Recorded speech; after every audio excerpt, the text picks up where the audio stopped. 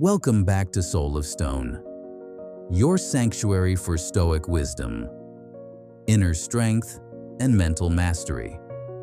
Today we're diving into one of the hardest and most transformative subjects in all of philosophy: self-discipline.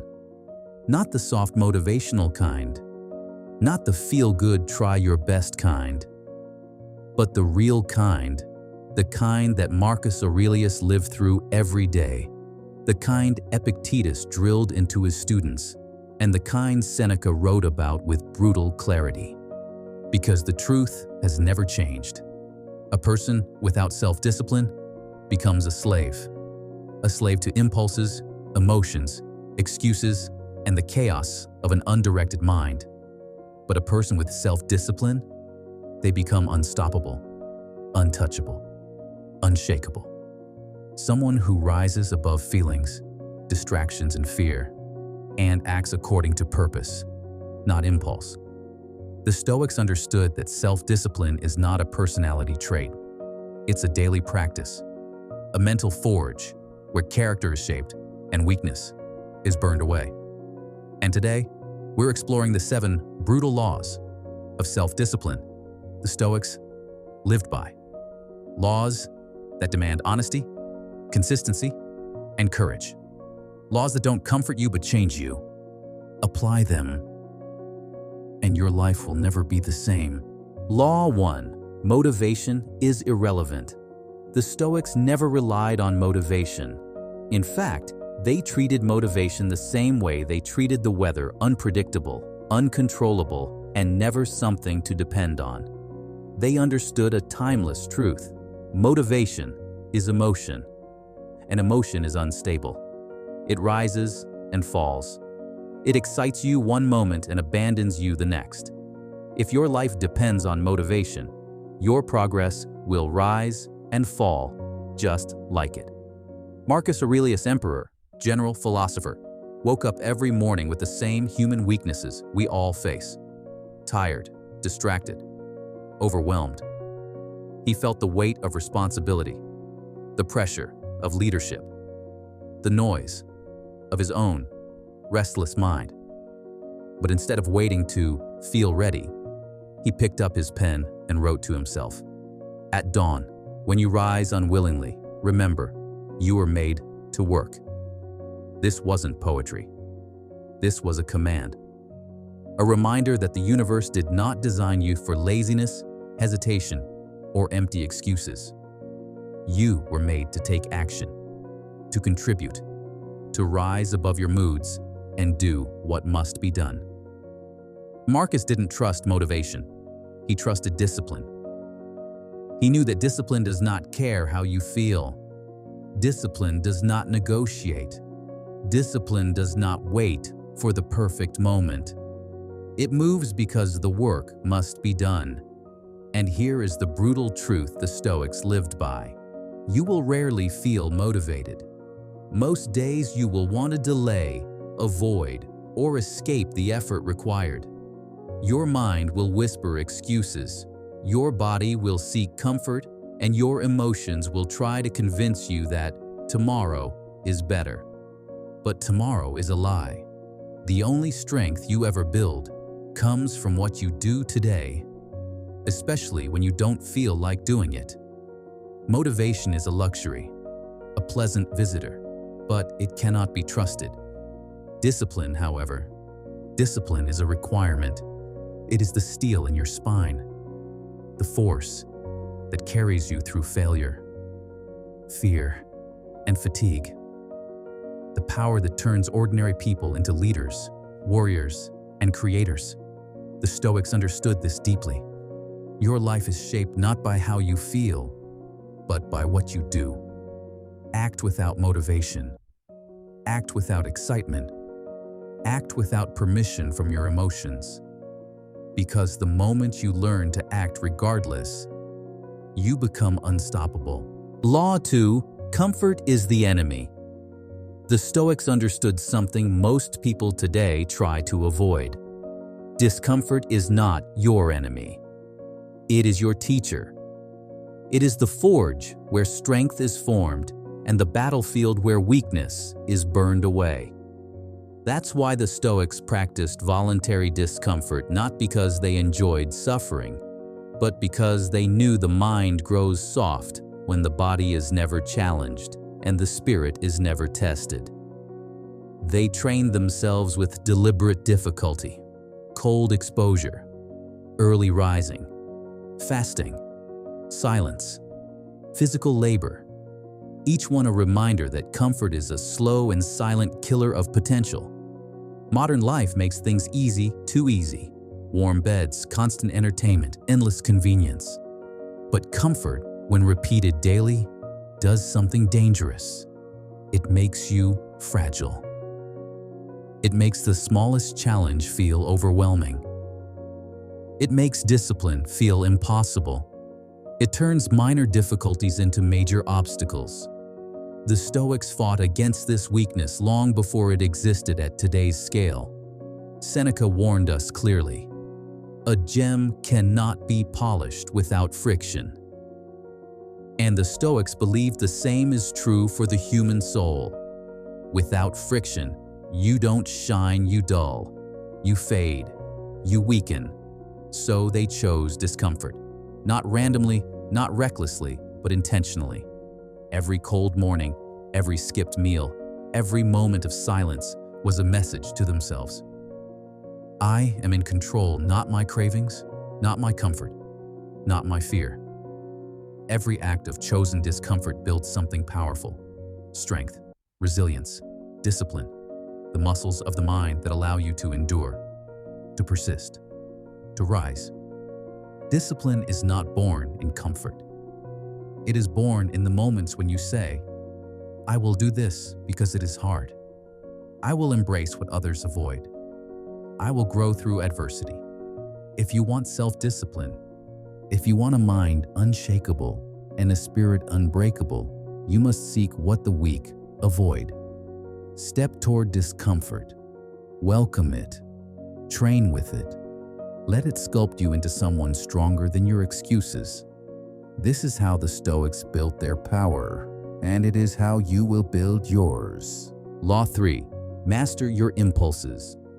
Impulses control most people, not because they are weak, but because they've never trained themselves to slow down, to choose, rather than react.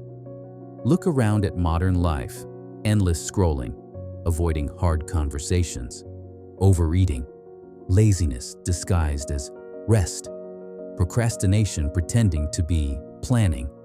People don't act, they react. They surrender to the first feeling that rises inside them.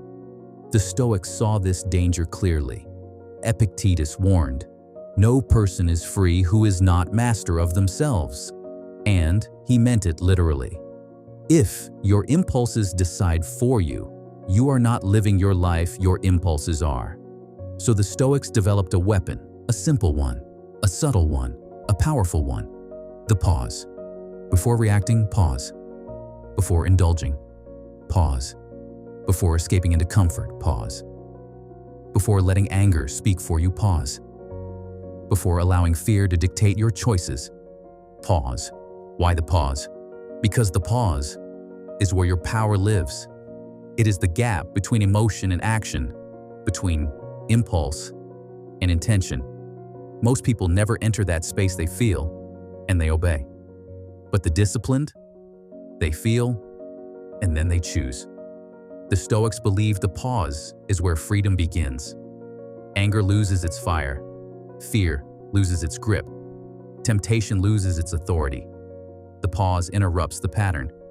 It gives you time to see clearly, to ask yourself, is this action worthy of who I'm trying to become? Will this choice strengthen me or weaken me? Am I acting from clarity or from impulse? This moment of stillness transforms your life. One pause at a time, you become the master of your decisions, the commander of your reactions, the sculptor of your character. The undisciplined act instantly. Their emotions drive their behavior. Their cravings write their story. Their impulses shape their destiny. But the disciplined act, intentionally. They rise above the emotional storm. They choose reason over impulse, purpose over pleasure, long-term strength over short-term ease. When you learn to pause, you break the chains of automatic behavior. You reclaim your freedom, because freedom does not begin with action. It begins with restraint. It begins with awareness. It begins in the pause. Master the pause, and you master yourself. Law 4. Don't believe everything your mind says. The mind lies, not out of malice, but out of fear, habit, and ancient instinct. It exaggerates obstacles. It imagines worst-case scenarios. It dramatizes small problems. It invents excuses that feel like truth. The mind will tell you you're too tired, too late, too overwhelmed, too unprepared, even when none of it is real. Marcus Aurelius understood this deeply. He wrote, "The mind adapts and turns obstacles into fuel." But he didn't mean every mind. He meant a trained mind, a disciplined mind, a mind that isn't fooled by its first reaction. Because the untrained mind is dangerous. It whispers fear. It convinces you that comfort is safety. It tells you to avoid, to delay, to retreat. If you believe every thought that appears, your thoughts will rule you, and not for the better. So the Stoics practiced a simple but powerful discipline. Question the mind. When a negative, weak, or lazy thought appears, pause and ask, "Is this true?" Most fears evaporate under that question. Is this necessary? Most worries disappear instantly. Is this weakness or wisdom speaking? The answer reveals your path.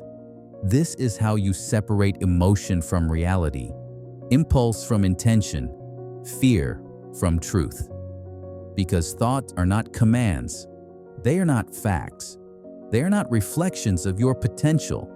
They are simply suggestions, and you get to choose which ones deserve power. The disciplined mind becomes your ally. It sees clearly. It acts wisely.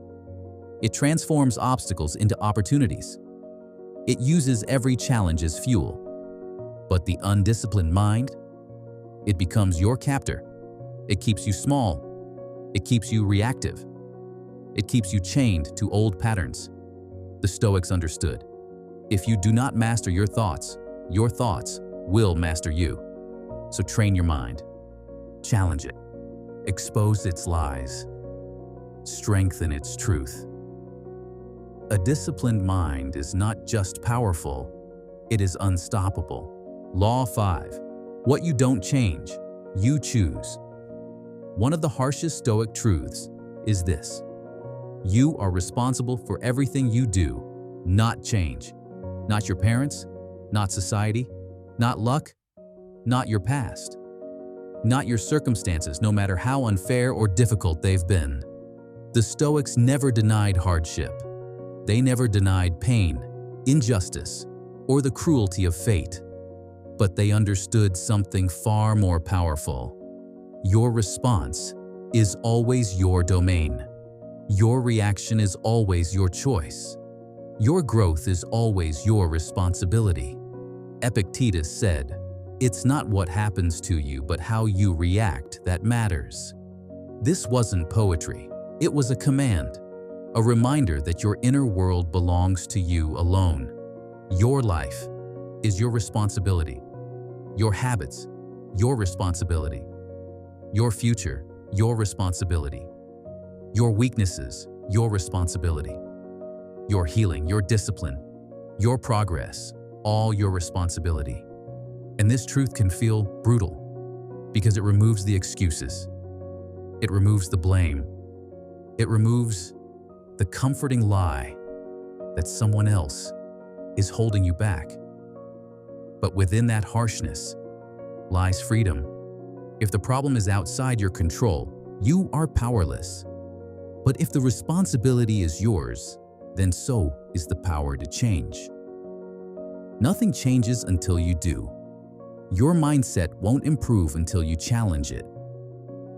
Your discipline won't grow until you practice it. Your life won't transform until you take ownership of it. The Stoics believed that the moment you claim responsibility, you reclaim your strength.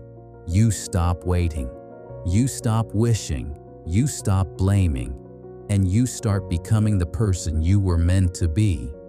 Radical responsibility is not a burden, it is liberation. Because when you accept that your life is in your hands, you also accept that your potential is limitless. Nothing changes until you do. And the moment you decide to change, everything changes. Law 6. Do the work, especially when it's boring. Anyone can work when it's exciting. Anyone can show up when the path feels new, inspiring, or full of momentum. But true discipline, real discipline, appears in the moments that almost no one talks about. When the work becomes repetitive, when progress becomes slow, when the tasks feel tedious, boring, and unrewarded, when no one is watching, when no praise comes, when the results are invisible. These are the moments that reveal who you are. The Stoics understood this better than anyone. They knew that greatness isn't built in bursts of passion. It's built in the quiet, unglamorous hours of consistency. The hours where nothing exciting happens. The hours where the mind begs for distraction. The hours where walking away feels so much easier than continuing. Marcus Aurelius wrote daily not because it was thrilling, but because discipline was the foundation of a strong mind.